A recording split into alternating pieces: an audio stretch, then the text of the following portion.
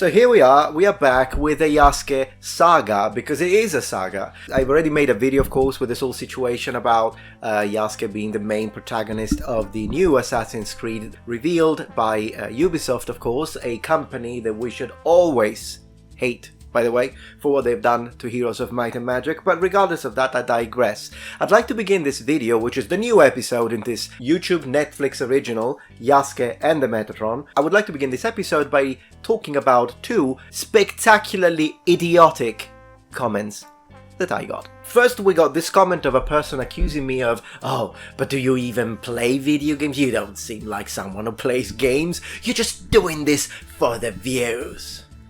Do you? I don't. Hold my beer.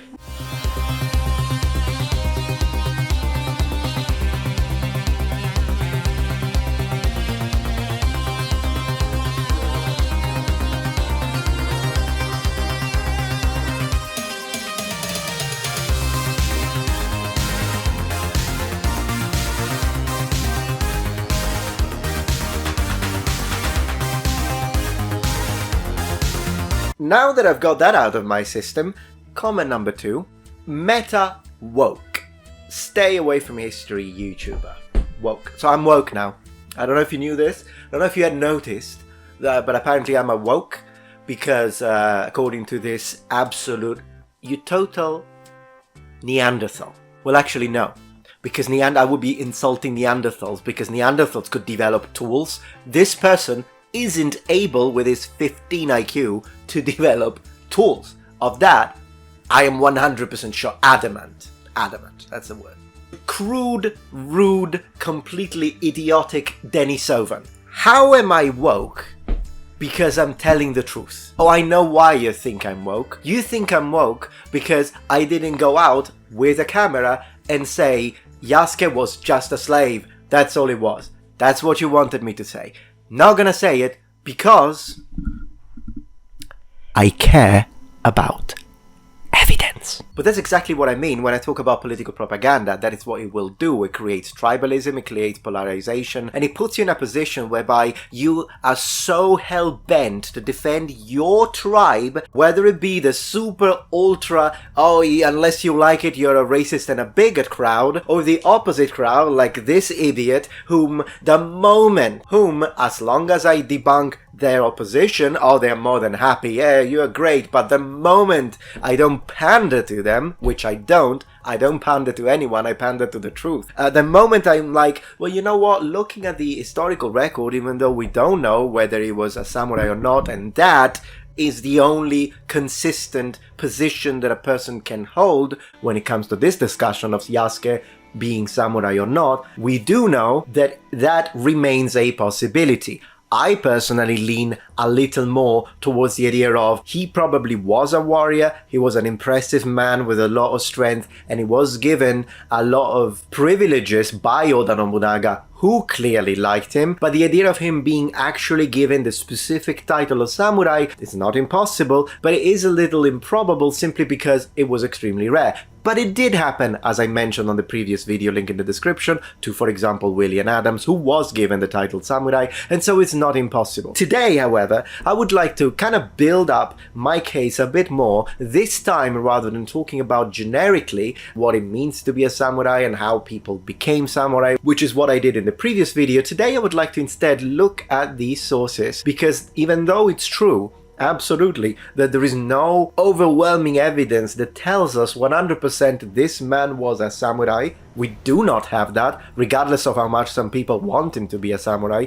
On the other hand, regardless of how much people do not want him to be a samurai, there are some pointers. Now, what are pointers? Well, whenever you study archaeology, history, literature, all of these subjects that have to do with the past, all the way up to freaking genomic sequencing of, for example, DNA data that comes from freaking Neanderthals, the one thing that you do is that whenever you don't have 100% consistency in your results, so you don't know without a shade of a doubt, which does happen a lot, it happens a lot in the way we reconstruct history, which is something that people don't know, particularly those who up to 15 seconds ago had never looked into not only Japanese history, but mostly history in general and archaeology and how all of these different subjects work and cooperate together, history of arts, the examining of material goods, the literary works, the surrounding civilization and cultures and how they speak about a specific event in order to compensate for the lack of, for example, as I was saying, material good evidence. And yet now they become experts of all of these things and state things with 100% certainty, which is cringe. So this idea of, unless you have somewhere that tells you 100% this man was samurai, you have to say that he wasn't,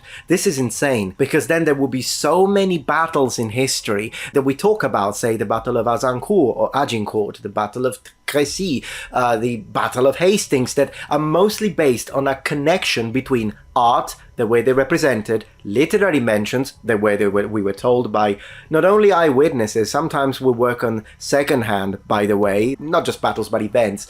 Yes, sometimes we have eyewitness, other times we don't, so we need to rely on what we have. And then, of course, archaeological evidence. But all of this is not always nice, clean and easy and everything is 100%. No, there is a lot of guesswork that is obviously educated guessing, and that's done by pointers. Now, what do I mean by pointers when we're talking about Yasuke? Well, one of the things is there is a post, believe it or not, on Reddit. I know, I hate Reddit, but still, there is a post made by a very intelligent individual who, and I will leave a link in the description below, kind of the exception to the rule, if you will, where he put together quite a few interesting passages of period mentions, not only of Yasuke and how he was described, for example, focusing on the idea that he was given a stipend, I'll kind of go deeper into this, but also at the same time, other instances on which the exact same words with the exact same kanji has been used in contemporary sources. So we have got mentions from 1573, 1578, 1582, 1583, and so forth. Now, what's interesting about this study is that it kind of connects to a sort of a wider, deeper understanding of Japanese sources. Now, I read Japanese and I also read Feudal Japanese because I did take that specific class in university when I was majoring in Japanese, which was called Japanese Philology, 8 university credits, and I was already familiar with these passages. And there are in fact even more passages. But I think if we look at these very quickly together, you will see that indeed the word stipend that we know was given to Yasuke is found in many other period sources, but in connection to the samurai class. So is the fact that Yasuke was given a stipend automatically a proof that he was a samurai? No, because Oda Nobunaga pretty much was doing whatever he wanted, and a few times he did give stipends to people, and then members in his crew, and particularly the upper echelon of society, were complaining about it. With that being said, Chinese engineers who were employed by Oda Nobunaga did not receive the same sort of privileges that Yasuke did receive. And therefore, this is, as I say, a pointer. It's something that can at least sort of create a ground that tells us, you know, there is a possibility, because he's using a word that is normally specifically connected to the samurai class, and in this case it's being used on Yasuke. So whenever you say he was just a slave, he owned land. He was in line to receive a castle. So he never did, but then again, because of what happened historically to Oda Nobunaga and how he was killed and betrayed. With that being said, let me also underline some other pointers that instead kind of point to the opposite direction. So the idea of Yasuke not being samurai, and then we keep on kind of having a deeper dive into this concept, but always not from the position of political pandering, but simply from the position of, okay, what does the evidence say, and what is the most plausible and probable conclusion. One thing that they do in the trailer of that game is that they show Yasuke wearing armor. Now, we know he was given a sword. With that being said, we don't know if he was given an armor, and since it was mentioned that he was given a sword, I kind of doubt that he was given a full suit of samurai armor. So the fact that in the video game he's wearing a full suit of samurai armor is most likely historically incorrect, although then again,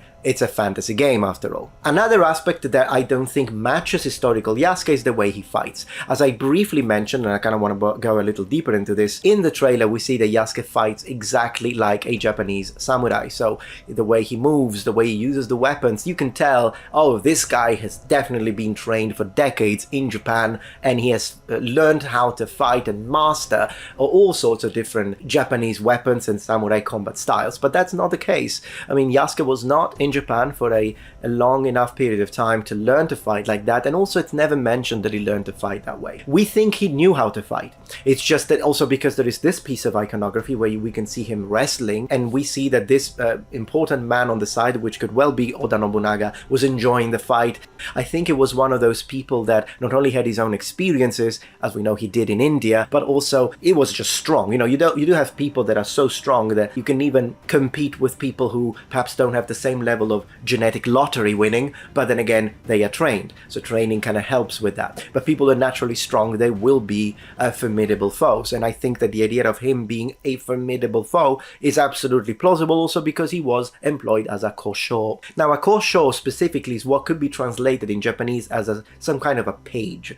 But don't think of a page in the sense that it's just going to be a young boy. Yes, some would be very young, but generally speaking, kosho, who were employed by high-status samurai as being their pages, or carrying their weapons, sometimes carrying their helmets, which is another kind of weird thing about the trailer. He's carrying his own helmet, but if you want him to be a samurai in the game, that he shouldn't be carrying his own helmet, he should have someone like a retainer or a page to carry his helmet. But that one is another piece of incorrect, historically inaccurate representation in the game, apart from anything else. But definitely the idea of having someone like a page was a thing in Japan, but often they would be coming from important families, and many times from samurai families. And these pages will eventually grow up to become samurai themselves. Not always the case, there are lots of different versions, but that's the idea. And this is a little bit of a response to all those who said, oh, he was just a slave carrying the sword. That's not what a kosho is. And we know for a fact that he was given the title of kosho. That one is out of question, to say that he was just a slave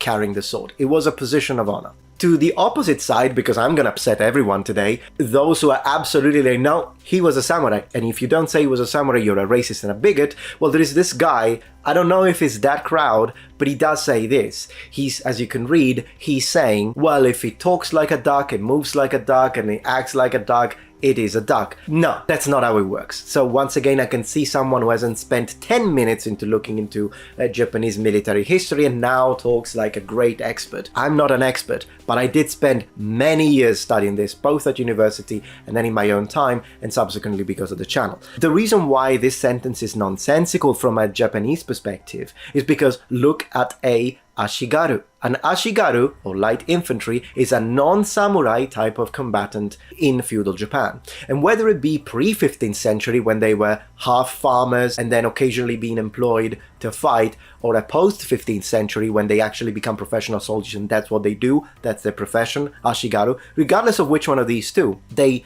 talk like a duck, move like a duck, but they're not a duck. So what do I mean by that? They wear armor, just like samurai, still not a samurai. They use the same weapons as a samurai. They use spears, so yari, naginata, katana, and all the other types of weapons that a samurai would also carry. They use bows, they use matchlock type arquebuses, still not a duck. Before anyone says, well, yeah, but they weren't allowed to wear the daisho, so katana and wakizashi, that depends on the period, because veteran Ashigaru absolutely did wear the daisho too, still not a samurai, still not a duck. And last but not least, the way they fought was very similar to that of a samurai. In fact, you could easily have a low-ranking kind of lazy samurai, they also existed, who maybe didn't, yeah, he had the title but he had never fought, and then you can have a veteran Ashigaru who instead had seen many battles, that then he would fight more like a duck than a duck himself. So, does this sentence make any sense within this discussion of is Yasuke a samurai? No, because you can absolutely in feudal Japan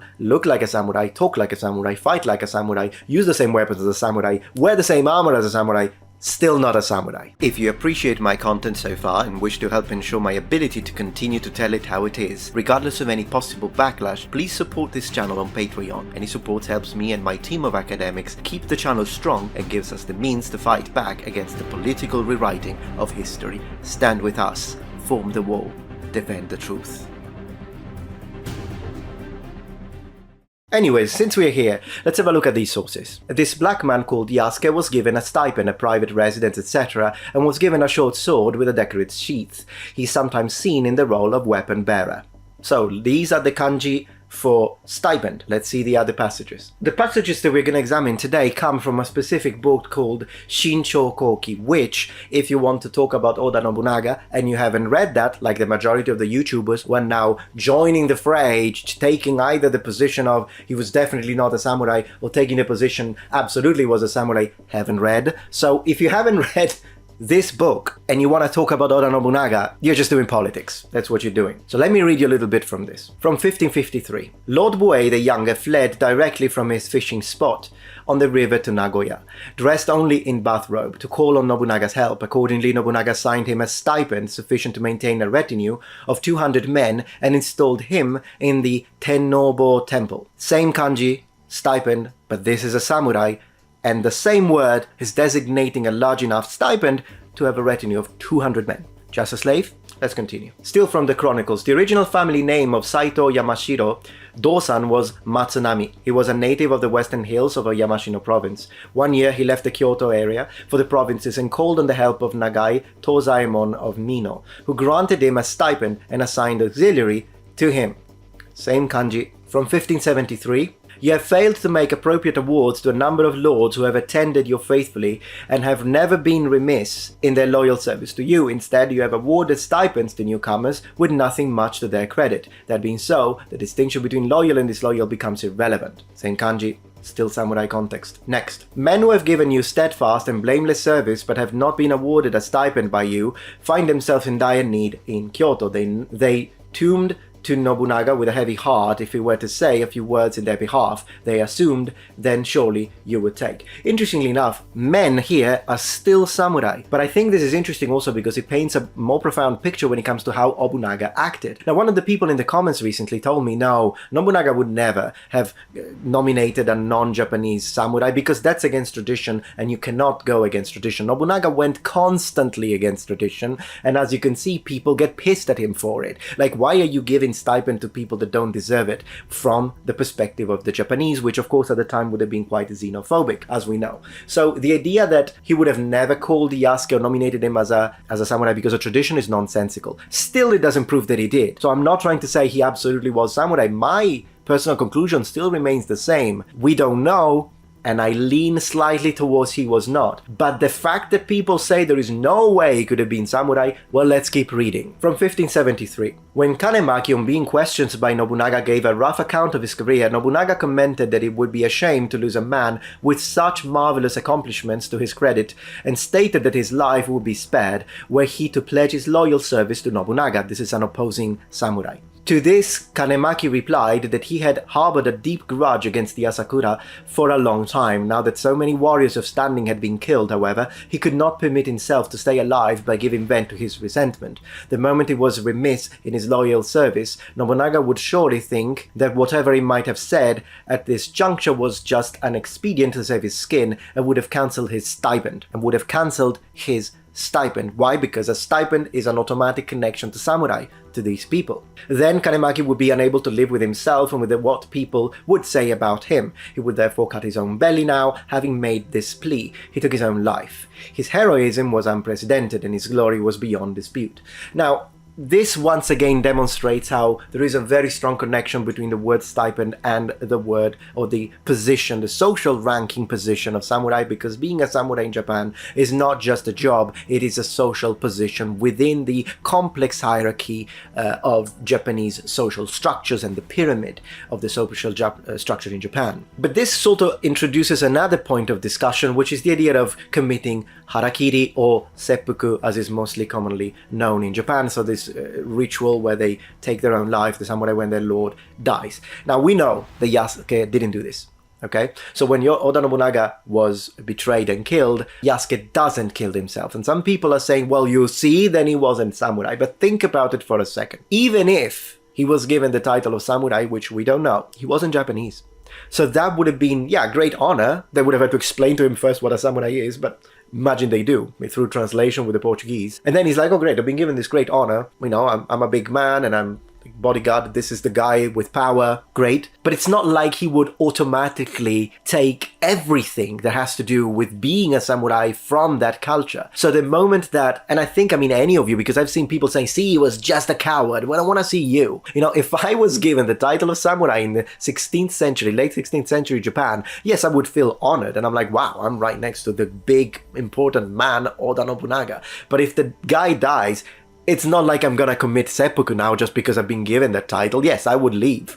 Well, I want to see you in that position. I think any of us, particularly who weren't brought up in Japanese, feudal Japanese culture, would have done the same. That does not automatically mean, oh, then he wasn't a samurai because he's not behaving like a samurai. He's not behaving like a samurai because he's not Japanese. Now, one more thing that I'd like to bring to the attention here is that I know why people are so mad about this entire situation. I know exactly why. You are pissed because you see that they're pushing politics. You know that they're not doing it for personal inspiration, but they're doing it as it's been demonstrated by some leaks when it comes to some of the people that worked into and had a hand into this decision. You know they're doing it for politics, and that pisses you off. I 100% understand you. I do. But I think the people that now are calling me woke for not refusing to just present the evidence are just wanting me to do propaganda, but from the opposite side. That's not what I do, and that's not what I promised with this channel. This channel is here to rise above the propaganda and the polarization and tribalism that comes with that and say, okay,